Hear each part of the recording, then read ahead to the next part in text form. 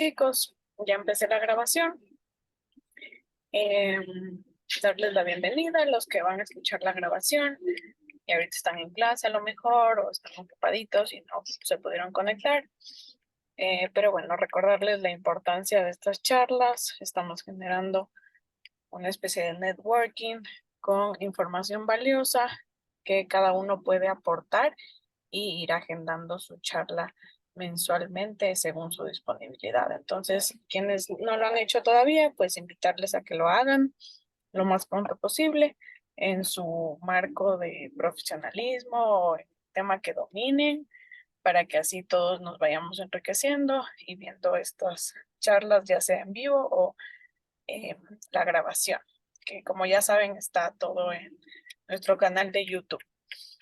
En esta ocasión tenemos como invitada a Natalia Osegueda, que damos las gracias de estar con nosotros en este mes. Esta charla va a ser muy especial ya que va a consistir en una parte práctica y no solo la teórica que vamos a ver el día de hoy. Entonces, bueno, dejo el micrófono a Natalia, que por favor nos cuentes un poquito tu trayectoria antes de iniciar y pues somos todos oídos. Listo, gracias Ari. Bueno, buenas noches con todos. Como dijo Sara, yo soy Natalia Osegueda, soy paramédico hace casi 11 años. Trabajo actualmente para el ECO 911 acá en el Valle de los Chillos. Bueno, para empezar, vamos pronto. Bueno, primeros auxilios, ¿qué significa realmente? Lo que tú haces en primeros auxilios es todo lo absolutamente básico para que tú puedas estabilizar o puedas sostener o puedas diagnosticar algo, por decirlo así, para evitar muy probablemente que termines en el área de emergencias. ¿A qué me refiero con esto? A veces una pequeña herida termina en el área de emergencias cuando no era realmente nada y perdiste el tiempo, ¿no? Entonces, o quizás pensaste que no requerías, en cambio, atención médica y las cosas se fueron complicando. Entonces, bueno, esto los vamos a ir explicando a más detalle el día de la práctica, porque obviamente primeros auxilios tiene que ver con tiene que ser práctico y teórico. Entonces, hoy vamos a ir siendo teóricos, súper puntuales. Como les digo, tiene que ser mucho más práctico, porque de hecho, inclusive a pesar de que el tema es muy serio, yo procuro hacerlo muy divertido para que gente no se aburra, ¿no? Sari, pásale, por favor. Bueno, ya les había comentado lo que es y básicamente lo que nosotros tenemos que hacer es que, bueno, la imagen que nosotros vemos aquí es lo que realmente se imagina la gente lo que es primeros auxilios. Entonces, la típica es que vemos el muñeco y nos enseñan a reanimar y nos enseñan el masaje cardíaco. Pero en la realidad, primeros auxilios va mucho más allá. Pásale, Sari, por favor. Como podemos ver en la imagen, aquí tenemos varias personas en las que se encuentran haciendo actividades que es una ayuda. Como nosotros podemos ver, hay diferentes imágenes en las que nosotros vemos personas heridas. Aquí en una imagen tenemos a otra persona ayudando tal vez a sacar un objeto de la vía aérea, controlar heridas, inmovilización. También obviamente tenemos aquí la maniobra de reanimación y también tenemos aquí empaquetamiento, lo que nosotros llamamos empaquetamiento y transporte de pacientes.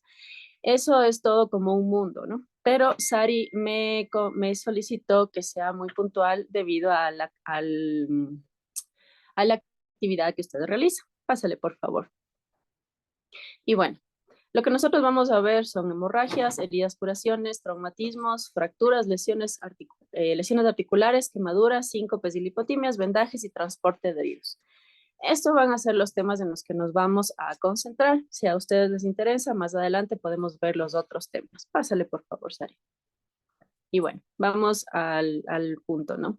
Nosotros tenemos tres tipos de hemorragia, básicamente. Nosotros tenemos una sangre, ¿cómo se llama? Una hemorragia capilar, una venosa y una arterial. ¿Cuál es la capilar? La que nosotros tenemos en los dedos, por decirlo así. Cuando tenemos un pinchazo, cuando tenemos, yo qué sé, nos pinchamos, estábamos cosiendo, estábamos realizando, estábamos cosiendo y resulta que nos pinchamos. Esa pequeña herida que nos suele pasar, esa es una hemorragia capilar. ¿Cuál es una hemorragia venosa? Estamos cortando con el cuchillo y resulta que obviamente estamos pelando algo y se nos pasó y tuvimos un corte. Y obviamente una hemorragia arterial significa que es una herida mucho más profunda. ¿Por qué? Porque las arterias se encuentran protegidas. Siempre están protegidas. El cuerpo está construido de tal manera que la intención de esto es protegerse. ¿Cuál es la diferencia entre la sangre venosa y la sangre arterial?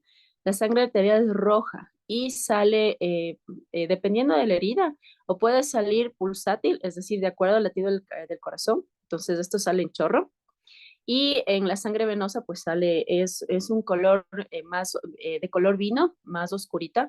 Eso significa que es sangre que ya no trae oxígeno. Recordemos que la sangre de la arteria viene con oxígeno, la sangre venosa viene sin oxígeno. Entonces, si bien es cierto, la sangre venosa también necesita cierto procedimiento, tiene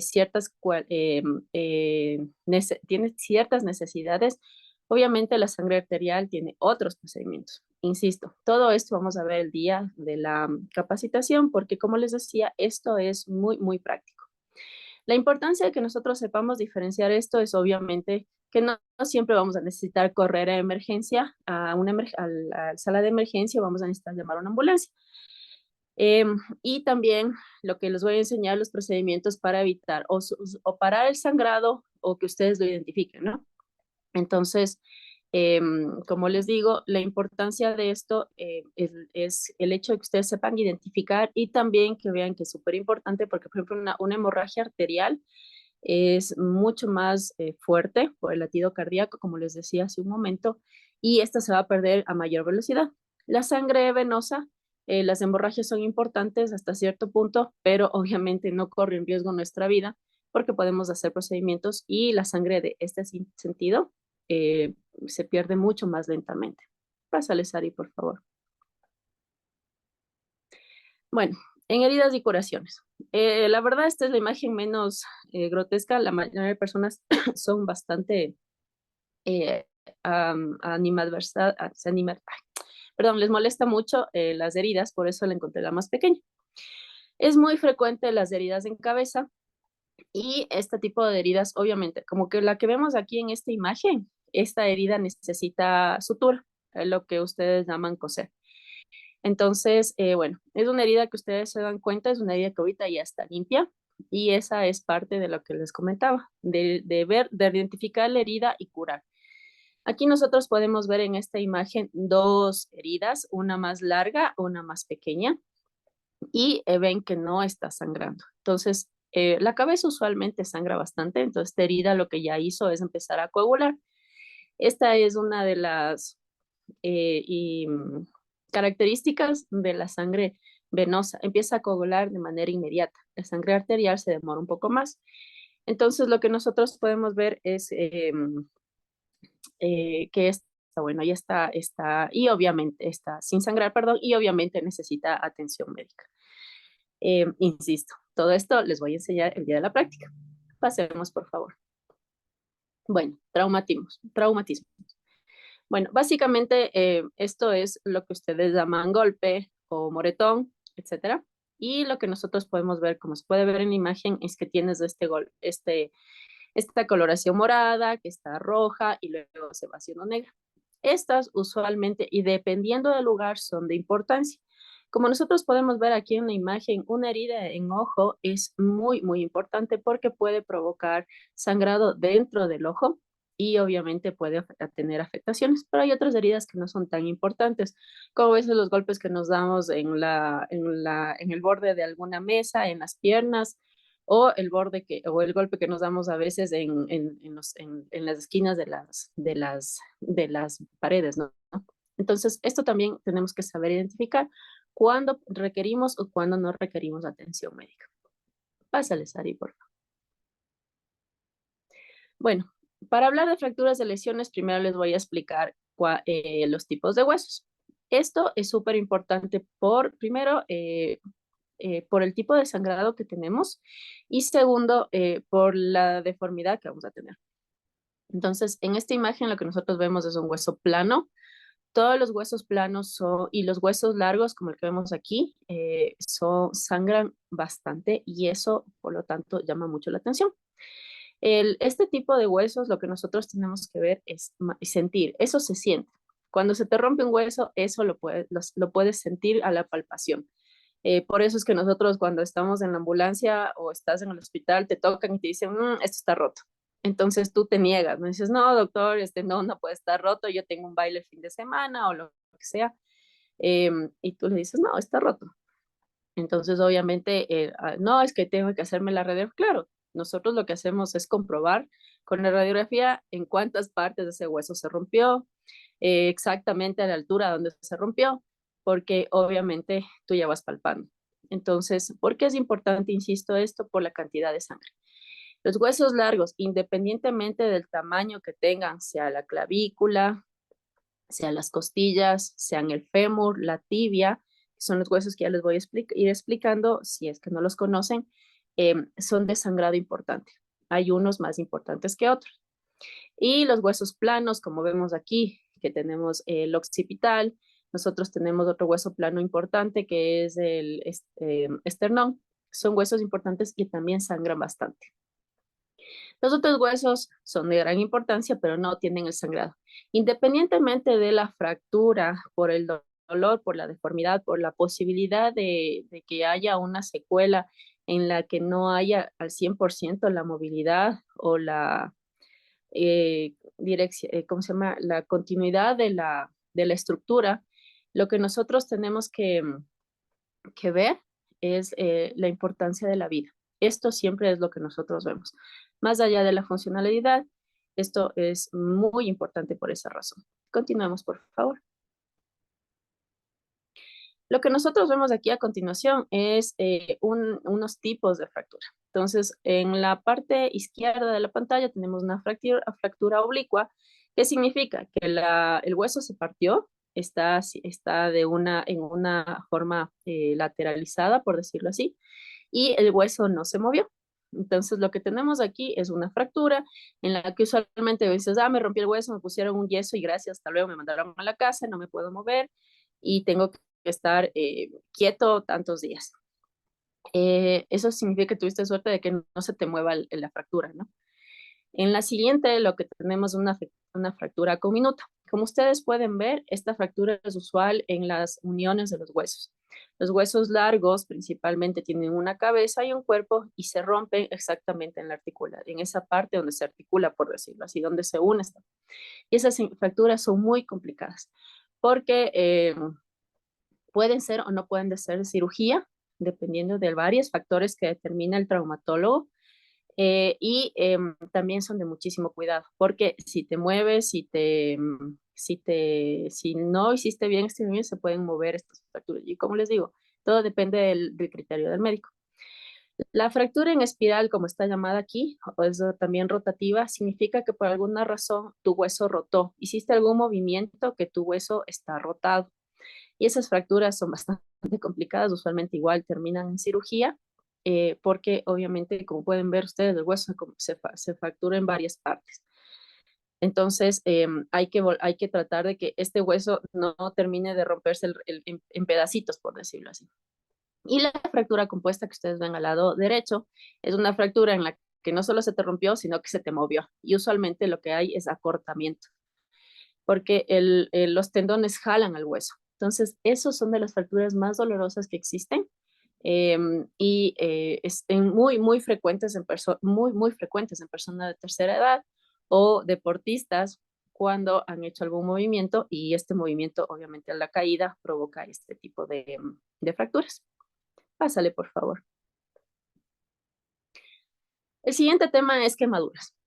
Bueno, existen varios tipos de quemadura. Nosotros tenemos quemadura por sol, también hay quemaduras por frío, tenemos quemadura por calor, en el sentido de fuego me refiero. También tienes quemaduras abrasivas, que son las que, por ejemplo, cuando vas en una bicicleta y te caes y raspas todito el pavimento y te quedas, y todo eso no es un lastimado, es una quemadura por rozamiento. Entonces, son esos tipos de quemaduras. En el caso de las personas que están con SARI en el entrenamiento, obviamente las más frecuentes son las quemaduras solares. Entonces, como ustedes pueden ver, puede empezar desde un enrojecimiento, un ardor y puede provocar ampollas. Entonces, también el manejo de quemaduras es súper importante porque nosotros, la típica, ¿no? Nos quemamos, nos ponemos ahí cualquier ungüento, nos dijeron que nos pongamos aceite, pasta dental, etcétera, etcétera, etcétera. Y realmente lo que estamos haciendo es daño. Muchas veces, inclusive las ampollas, las personas lo revientan y las ampollas, el líquido que está dentro de la ampolla es líquido que se perdió de la célula del cuerpo y se salió y se hizo una burbuja. Entonces, este espacio, este líquido intersticial, como se llama, lo que hace es proteger a la piel, porque la piel está, ¿cómo se llama? Está viva, está desprotegida. Entonces, en el momento que nosotros reventamos esta ampolla, lo que hacemos es dejarla a carne viva y muy probablemente se puede infectar. Obviamente, esto depende del tipo de piel, en la superficie, cómo se reventó, cómo fue, etcétera. Entonces, eso depende de varios manejos. Usualmente este tipo de ampollas, por ejemplo, como lo que tenemos en la imagen de abajo, esto es una quemadura por calor, de hecho es por aceite, y esto tiene que ser manejado obviamente por la emergencia. Si bien es cierto, la quemadura que tenemos arriba puede ser muy fuerte y nos puede provocar muchísimo dolor, esta la podemos manejar en casa. Pero como les decía, la de abajo, esta también, usualmente la gente pone mantequilla, aceite, pasta dental, detergente, entre otras cosas que obviamente van a provocar muchísimo daño porque el momento que en el hospital se limpie o el personal de salud avance para ayudar y empiece a limpiar eso para empezar a quitar todo esto que puede infectar la piel, puede contaminar aún más y complicar mucho más a la persona. Pásale, por favor, Sari. Ya. Otro tema que me pidieron que les informe es de lipotimia y síncope. Como nosotros podemos ver a la descripción, es más fácil que una imagen porque los dos son un desmayo, entre comillas, por decirlo así.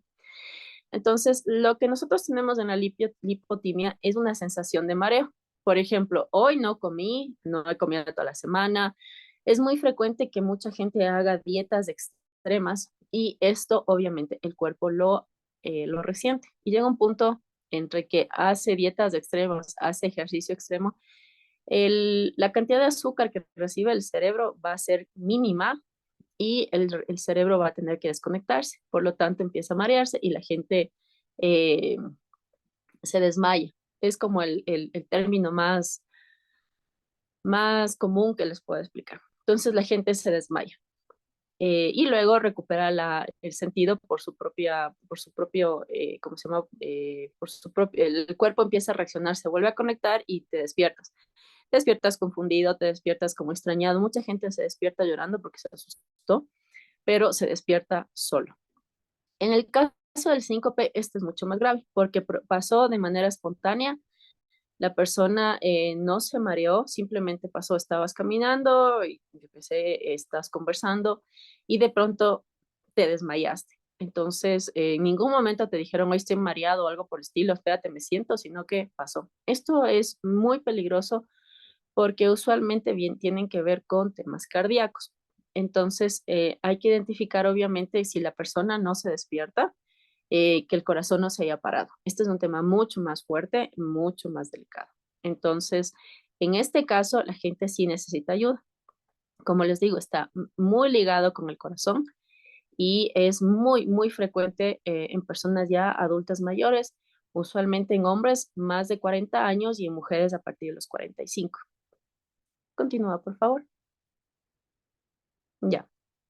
Con respecto a los vendajes, bueno, aquí tenemos unos ejemplos de vendajes y les insisto, este tipo de vendajes les voy a explicar el día de la charla presencial que vamos a tener en el día de la práctica, porque obviamente en la imagen ustedes no van a saber cuánto apretar, hasta cómo vamos a hacer, hasta dónde tengo que hacer, por qué tengo que hacer ese tipo de vendaje, etcétera. Entonces, aquí, bueno, más o menos lo que tenemos, por ejemplo, en la primera imagen es una vendaje circular, como lo dice ahí, y usualmente se hace con pequeñas heridas.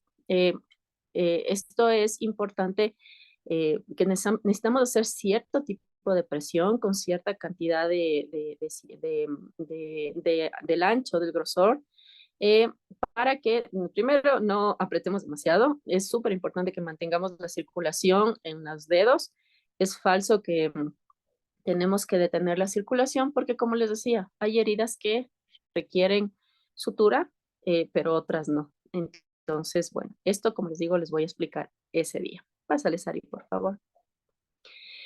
Y como último tema es el transporte de heridos. El transporte de heridos es algo súper interactivo. Es donde vamos a cargar personas. No es precisamente como está en la imagen, pero es la más cercana que encontré que no se veía tan complicado. ¿Por qué se utiliza el transporte de heridos? Porque a veces no tienes el acceso no estás en, yo que sé, en el bosque, estás en el parque y no puedes acceder no va a poder entrar un vehículo a sacarte, o tú estás desesperado y decides sacar a esta persona como sea.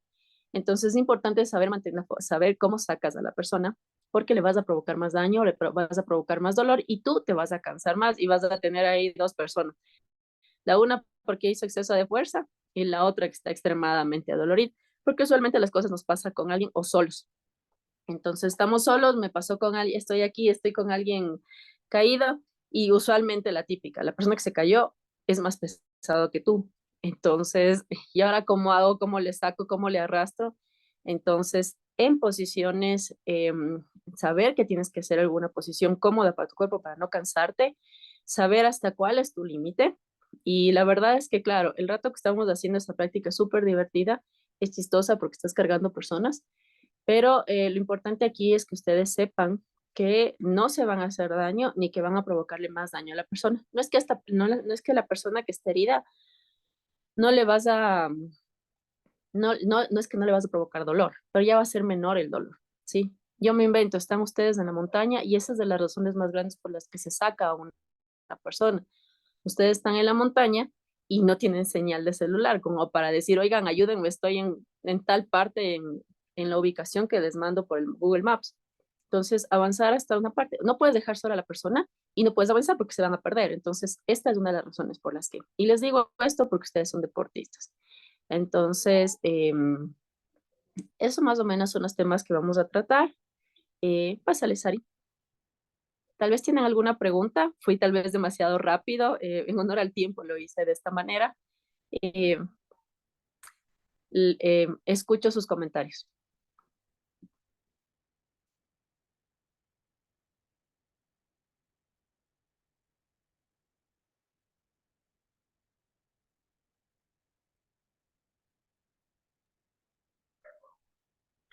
Gracias, Nati. Justo estaba pensando en qué tipo de vendajes. Justo te estaba comentando que en los torneos vivimos en que el tobillo en varones he visto últimamente mucho de rodilla. Entonces, bueno, si podemos abarcar un poquito la rodilla, yo creo que nos ayudaría muchísimo porque hemos tenido bastantes rodillas ahí en la cancha. Ya. Bueno, la rodilla, obviamente, como ustedes saben, es una parte de la articulación de la pierna, ¿ya? Y obviamente el hueso de la rodilla es extremadamente móvil por el mismo hecho de que necesitamos hacer todas estas maniobras que usualmente hacemos. Y de hecho, el cuerpo está mal diseñado en el sentido de que hay cosas que no deberíamos hacer y las hacemos. En teoría, el humano no debería ni siquiera caminar, o sea, así de imperfectos somos. Entonces, con el tiempo o con la actividad, la rodilla, el hueso de la rodilla, si tal vez se pueden palpar ustedes en este momento, que me imagino que le han hecho varias veces, si ponen su rodilla en un cierto ángulo, si la pierna, perdón, en cierto ángulo, ustedes van a poderse palpar la rodilla. ¿Qué pasa con esta rodilla? Recordemos que alrededor de la rodilla tenemos ligamentos y esos ligamentos a veces ceden. Entonces, hay cuatro tipos de esguince. Entonces, tenemos el de grado 1 y grado 2, que son como el que me torcí el pie perdón, me torcí la rodilla, me torcí el pie, me duele, estoy bien, estoy como que me duele unos 15 días, unas 3 semanas, pero estoy bien. O sea, me duele, estamos bien, ¿ya? El segundo tipo es cuando se te mueve la rodilla. y regresa a su sitio. Yo me imagino que a ustedes les ha pasado, porque ustedes, como te digo, hacen deporte, están en torneos, las rodillas se les sale y ustedes se quedan con prácticamente la rodilla a un lado y piensan que obviamente está roto. Las articulaciones no se rompen, ya, solo se esguinzan. Entonces, y luego regresa a ese lado. Eso amerita ya un vendaje, que es más o menos la imagen que teníamos ahí. Y obviamente ya les voy a enseñar a hacer ese vendaje. Usualmente los esguinces de tercer y cuarto grado terminan en cirugía, porque ocurre que la rodilla salió, obviamente ustedes hacen el vendaje, y el rato que quitan el vendaje, la rodilla vuelve a salir. Desde el segundo grado en adelante, sí necesita atención médica. El de segundo grado no es de emergencia, pero sí requiere seguimiento. El de tercer y cuarto grado es muy frecuente también en personas que ya les ha pasado anteriormente. Entonces, por ejemplo, tú vas y le preguntas a tu compañero y le dices, oye, pero esto ya te pasó en el torneo pasado. Y te dice, sí, ya me pasó también. Y también me pasó el sábado que me fui a la montaña y me caí o cosas así. Entonces, es frecuente y usualmente en el esguince tercer y cuarto grado termina en cirugía. Hay unos inclusive que se te movió la rodilla, por ejemplo, y ya no regresó, nunca regresó, le pusiste el vendaje y todo, le quitas el vendaje y eso sigue bailando y obviamente no tienes estabilidad en la pierna. Entonces, tanto tobillo como rodilla, inclusive el del hombro, son bastante frecuentes. El del tobillo es muy frecuente porque obviamente pisamos mal, nos caemos. Yo, por ejemplo, siquiera yo tengo, eh, sin mentirles, unas 25 a 30 veces esguinzado el tobillo derecho, sin mentirles.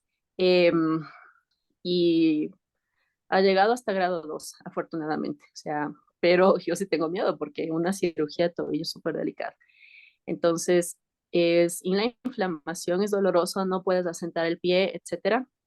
Y eso, para que más o menos ustedes se den cuenta, lo mismo pasa tanto en rodilla, puede pasar en cadera, es grave porque esas usualmente sí terminan en cirugía de manera inmediata porque no hay cómo regresar. Es tan dura los ligamentos de la cadera que los traumatólogos tratan de colocar esa cadera en su sitio y usualmente termina en cirugía. Es el de mano, el de la muñeca, el de codo, el de hombro. Obviamente no suenan mucho, ¿no? Son como que rarísimos el de muñeca y el de codo, pero no lo son tanto. Eh, y cómo se llama, todo eso sí, sí les voy a enseñar a inmovilizar porque obviamente lo requieren, necesitan. Pero como les digo, no es que lo van a decir, allá acá me puse una cremita de árnica, ya no me duele, o me meto algo y alguna pastilla que me tomo el paracetamol o ibuprofeno o lo que sea que me tome y ya estoy bien. Pero todas las lesiones de articulaciones, yo sé que en casa de herrero cuchillo de palo yo no me hago seguimiento de mi tobillo, pero siempre necesitan seguimiento médico, más aún ustedes que practican un deporte.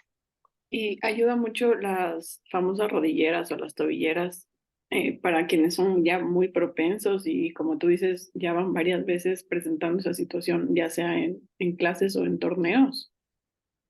Sí, porque obviamente tú ya tienes que tener un seguimiento de un médico. Por ejemplo, ustedes que están con deporte todo el tiempo, ustedes ya deberían tener una persona o por lo menos, no sé, un médico, un deportólogo que les haga estos chequeos constantes.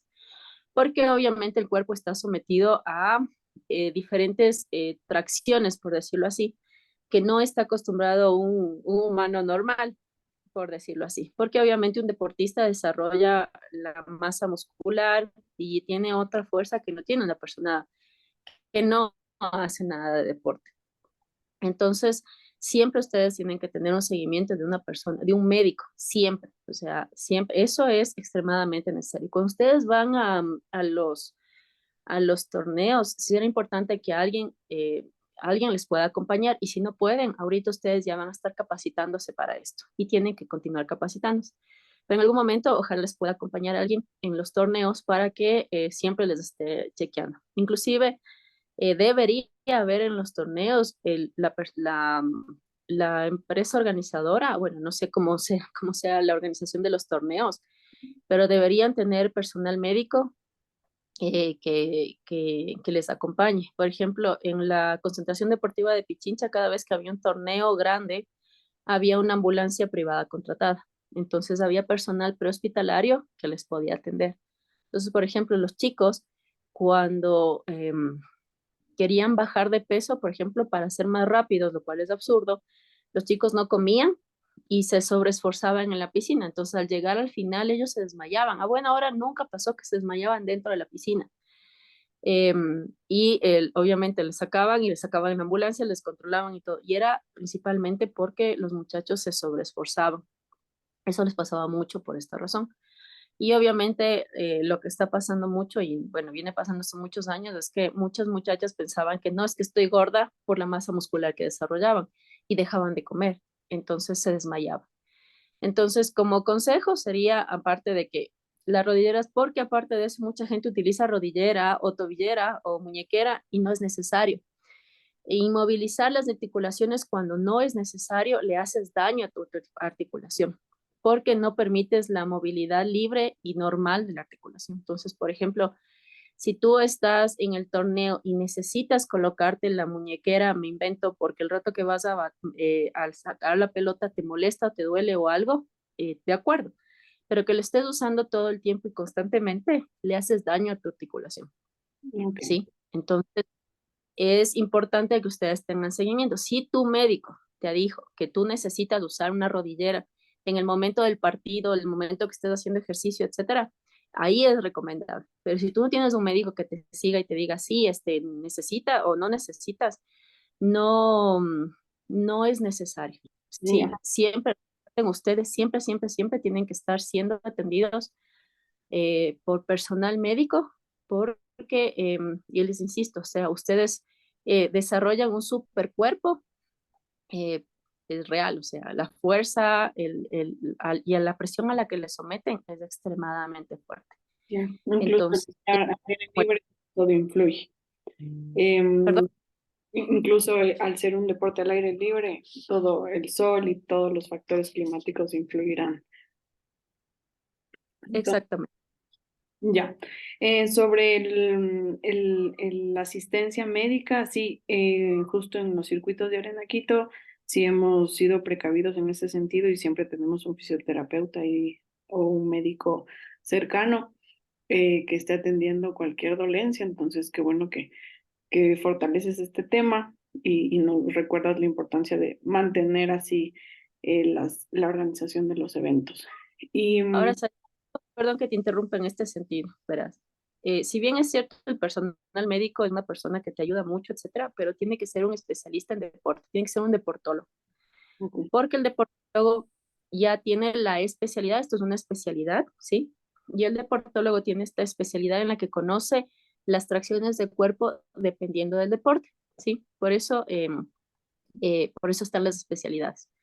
Entonces, mientras vayan ustedes avanzando, mi consejo en este sentido es que empiecen a ver a un deportólogo. Si es verdad, está el personal médico, pero para eso hay especialidades. Entonces, siempre es importante que ustedes busquen más. ok, ya, perfecto. Y bueno, igual por última pregunta, quería reforzar a los chicos que vayan a asistir el domingo al torneo, pues esta capacitación práctica, esto se va a llevar a cabo este domingo de 8 a 9 de la mañana.